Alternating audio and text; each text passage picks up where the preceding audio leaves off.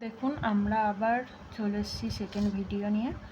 তো আমরা এখানে দুটো সুতো দিয়ে কিভাবে করা যায় সেটা করব। এটা আমরা সবুজ সুতোটা 7টা আর আমরা হলুদ সুতোটা 7টা নিয়েছি, দিয়ে দুটো এরকমভাবে আগের ভিডিওতে যেমন দেখিয়েছিলাম সেভাবেই কেটে নিয়েছি।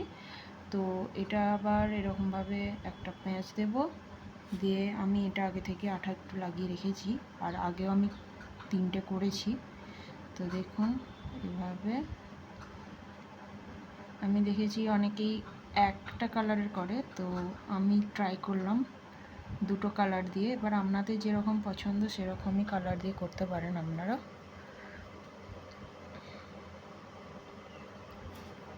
এবার এটাকে টুইস্ট করব প্রথমে, তারপরে এটা উপর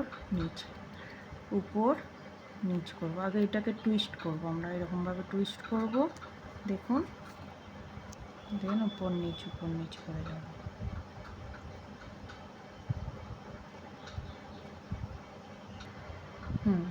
দেখুন এবার এটার এন্ড পয়েন্টটা এসে দেখুন আমার একটু এক্সট্রা হয়ে যাচ্ছে।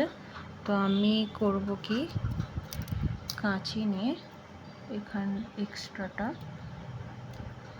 বাদ দিয়ে দেবো। দেন এটা